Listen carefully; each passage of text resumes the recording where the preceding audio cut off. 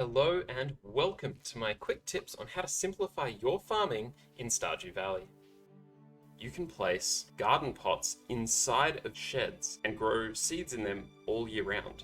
One of the most efficient ones there that you can do is pineapples because they continually regrow and they're also super valuable if you turn them into wine. Now, you might notice that I've laid them out going top down, not left to right. The reason for this is that harvesting, if you're on a controller or on a PC, is significantly faster if you're going up and down rather than left and right. So if you hold down the pickup button, you can just walk and you will just pick up all of the fruit on the way. So one of the biggest benefits to pineapples is that once they're fully grown, they produce once every 7 days, which conveniently is the exact same amount of time it takes to produce a wine. So by harvesting an exact amount of pineapples from a shed, you can then go across and put them all into kegs. So we can lay our shed with our kegs in it in the exact same way that we have our pineapples. Meaning every 7 days we can harvest the pineapples and then go straight across and put them into the kegs. The exact same way as we go with harvesting our fruits, we can hold the fruit above our heads, click on the use button, and you'll be able to just plant them straight into the keg and continue walking up and down. Ancient fruit is by far the most profitable fruit you can be growing in the greenhouse, mostly because you don't have to replant it every time you harvest it. You can see here I've used pressure nozzles with iridium sprinklers, and that means we only have to have 2 spaces that aren't growing our ancient fruit. But how do you fill your greenhouse up with ancient seeds without digging them up all the time? The answer is seed makers. As soon as you get the greenhouse, just place one lonely seed in the corner with a sprinkler on it. Once it grows up, grab that fruit and do not sell it. We want to place it into a seed maker, and that will produce us 1 seed.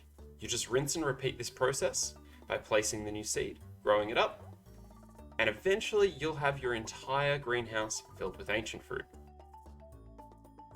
Now, what some people also don't realize is you can grow fruit trees in the greenhouse. You might have already seen, I've got one of each fruit tree growing around the edge. What you have to do is you have to plant them with nothing in the spaces around the bottom of the tree. That means you can fit in a nice 8, and because they're in the greenhouse, they will grow all year round. So you can do the same thing with your ancient fruit as you do with the pineapples. You collect exactly 118 ancient fruit from the setup we have in the greenhouse, and you can see here I've got 118 kegs set up, and for someone like me, I like to have a bit of balance in my design, so I fill up that extra space in the middle with something like a tea leaf and just come in here at the end of each season and pick that up as well. The way the game generates lightning is just based on whether you have a lightning rod on the farm when lightning strikes. You can place them all in a nice little area that's compact where you can harvest them all at once. You can walk up, hold down the right click, run past them all, pick up all of your batteries, and then go and plop them in a chest as well. Now, pigs earn tons of money, so you want to get 12 of them into a barn and get them maxed out on friendship as quick as possible so that they dig up for you as many truffles as they can every day. But how do you keep the pigs happy for as long as possible? The best way to do it is to place a bunch of grass and then cover it up with fences. By doing that, the grass can still spread out from under the fence, but the pigs can't eat the grass that is in the fence itself. This allows the grass to continuously grow out from the edges, and you never have to use as much hay, and you also don't have to replant grass. Now, I know a lot of people have trouble walking around and trying to pat their pigs one by one, in between trying to pick up truffles. What a lot of people don't realize is you can just hold down the use button and run past your pigs, and you will pat them all. I then put all of my truffles into the Junimo chests, just like my wine, and I have a couple of oil makers off to the side. You'll get somewhere between 12 or 13 truffles guaranteed per day. But the happier your pigs are, the more truffles they will dig. Now, some people do like to go with the profession that means every time you pick up a truffle, it gives you an iridium truffle. But if you're like me, you want to maximize your profits. That means that it doesn't matter if you've got your truffles at iridium or not, they'll always turn into the same truffle oil, which is worth just that little bit more than a standard iridium truffle.